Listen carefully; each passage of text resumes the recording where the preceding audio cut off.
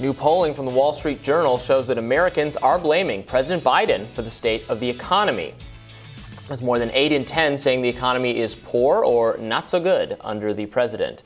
And as gas tops $5 a gallon in 13 states and counting, everyday Americans are taking the price hikes to heart and are pointing fingers at the administration. What do you think Americans are thinking right now as they see these prices climb and climb? Do you feel like there's a sense that there's someone to blame out there? If you had to blame anyone, could you? I don't like to get political, but I would say, it starts from the top, president. During yesterday's Senate Finance Committee hearing with Treasury Secretary Janet Yellen, we heard perhaps the best solution to high gas prices from Democratic Senator Debbie Stabenow. I do have to say, just on the issue of gas prices, after waiting for a long time to have enough chips in this country to finally get my electric vehicle, I got it and drove it from Michigan to here this last weekend and went by every single gas station, and didn't matter how high it was. And so I'm looking forward to the opportunity for us to move to vehicles that aren't going to be dependent on the whims of the oil companies and the international markets. The issue there being that, well, not everyone can afford to just go out and buy an electric vehicle. What do they cost? $50,000 for one? And they're not available. Like they're not available. Even if you wanted to buy one, good luck. I have it. I put a Tesla on order like a couple of years ago, and still. Then again, it's a cyber truck, so they're not in production yet. But it's difficult to even get your hands on one. And same thing. I have a Prius right now. You know how many offers I get to buy my Prius? I mean, they're unavailable to find. So. Well, in her defense, she did say, I'm looking forward to a time when these vehicles are available. So she acknowledged in her remarks that they aren't widely available. And I think we should be having a conversation about why that is. Why is it that America killed the electric car? Why is it that we've offshored all of the manufacture for many of these kind of vehicles to other countries, so that even if they were available, they'd be subject to the same supply chain concerns that are driving up the prices of a lot of these goods in the first place? And why aren't people calling on our elected officials on both sides of the aisle to commit more to American manufacturing of these kind of vehicles, not just for this immediate crisis, but for the long-term environmental crisis bearing down on our necks? But also, what makes us think that the electric companies wouldn't start doing the same sorts of things? I mean, when you look at prices in Europe, for example, for utilities, it's not just gasoline. And when you go there, they pay something like maybe now, like I don't even want to know what the prices are. But when I was over there, it roughly works out to about $7 and $9 a gallon of gas. That's in a normal time period. Right now here in LA, in my neighborhood, gas prices are over $6.50. They're right around $6.70. But in Europe, they're roughly $7 and $9 a gallon typically. But their electric bills are also extraordinarily high. So what makes us think that suddenly, if we go to electric vehicles, that's also not going to be a problem? Charging up your car is going to cost you a fortune unless you move to solar. And then even if you move to solar vehicles, you'd have to have parking outside, or in order to even take advantage of that. And that real estate is going to be at a premium. So no matter how you slice it, it's going to be. I think the argument is that oil is up because of very specific geopolitical consequences of the Russia-Ukraine war and Saudi Arabia's unwillingness to play ball here, and that if we were specifically talking about what to do about this immediate crisis, that obviously having energy alternatives and vehicle alternatives would mean it was less of a consequence for the state to decide, the country to decide they want to sanction Russia, and therefore have these downstream consequences. Well, we have all things, right, we want to have all things in the mix a little bit, so that ideally, right, you want market pressure. You want it to be people selling traditional vehicles. Well, maybe the gas prices are going to come down, so we can sell more of those because we're competing with the electric vehicles, and so they can't raise the price of electricity too much because then people will go back to buying the gas guzzlers. Like, that's the kind of, you want to set up that kind of dynamic actual competition, but in practice that's difficult to do because the price of oil is so dependent on the geopolitical considerations, and we don't quite have the ease of manufacturing for the traditional cars or for the electric. Yeah. And ideally, I think in the long run, due to the climate apocalypse, we are going to have to eventually wean ourselves off oil, as hard as that is for everyone to apparently come to terms with. I mean, we just need to move to some mass transit. I mean, instead of focusing on everybody just needs to move to electric vehicles. And like I said, you're just trading problems. Europe is Europe is a couple hundred years in front of us, so we can kind of look and see what the future holds. Real estate's at a premium. Good luck parking your car outside. Electricity costs a fortune. So does oil and gas. So mass transit is what they have.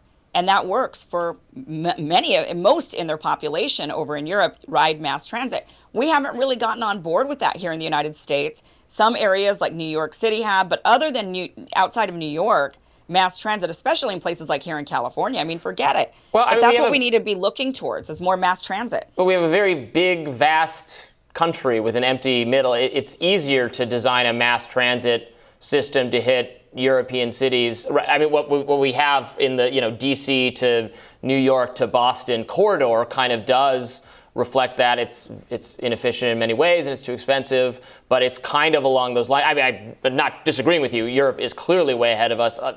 Asian countries are ahead of us. Japan's way ahead of us.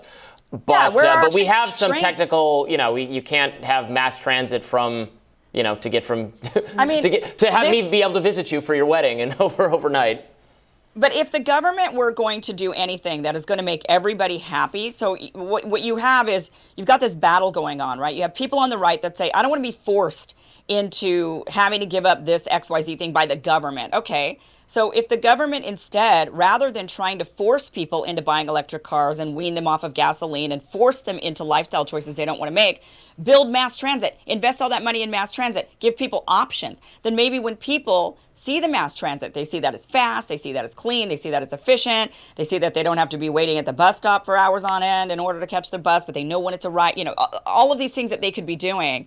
Then they give people that option. People might choose instead to make a different choice. That is really, I think, what we need to be doing. But what does the government do? Instead, they want to force people away from a certain type of fuel towards another type.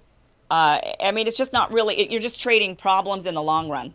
Well, I think we might be reading a little bit more into Debbie Stabenow's casual reference to her own electric car. I'm not sure that was forcing anybody into any particular car purchase or an announcement of a government policy. But during the hearing with Yellen, Biden's Treasury Secretary admitted that she and Fed Chairman Jerome Powell were wrong about the economy and that they could have used a better word than transitory when describing the expected run of inflation.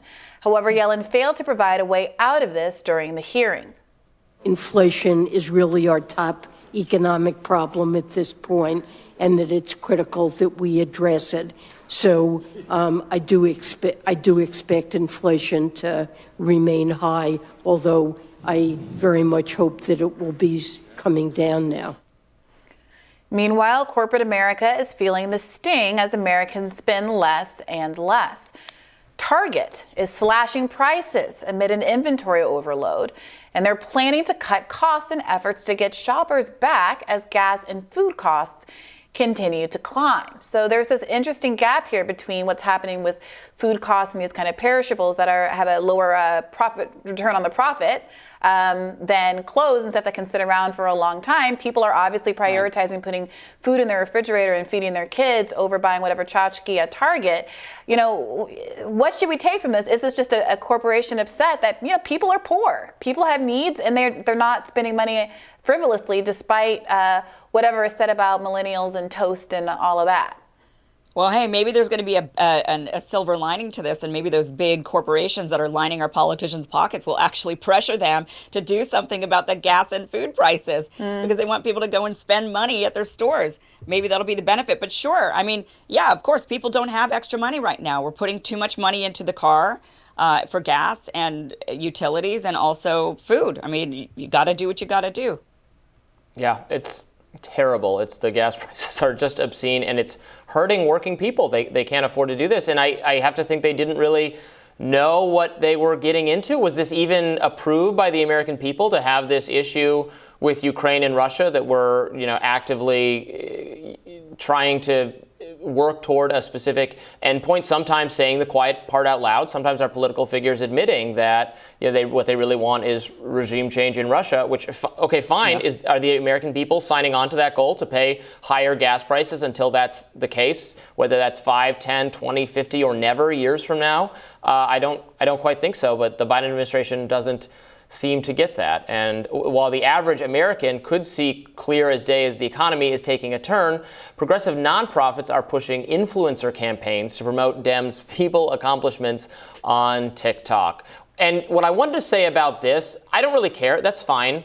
This is politics. This is how it works. You get consultants and lobbies, communications people to try to make your accomplishments sound good. But every time conservatives do this or Republicans do this, try to do any kind of influencing anyone on social media, it is portrayed as a threat to our democracy, probably Russian-backed. And then when liberals do it, trying to use whatever the new technology is, like, oh, look at these cool, innovative ways Democrats are coming up with to sell their message.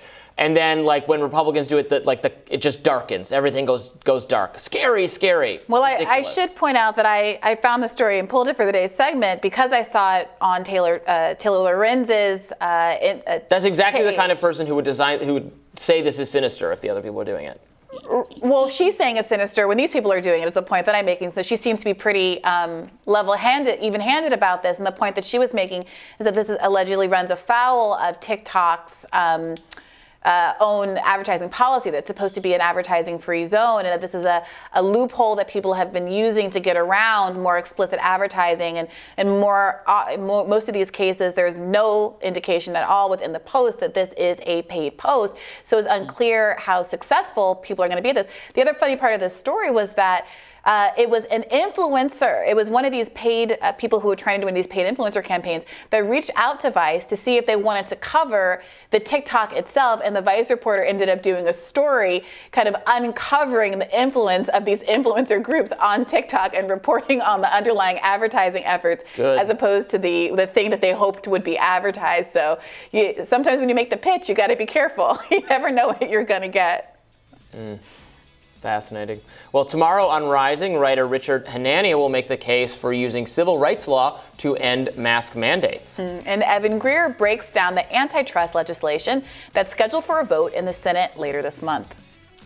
Be sure to like, share, and subscribe. You know what to do so that you never miss any of our episodes. And if you want to listen to us on the go, we've got a podcast. Check it out.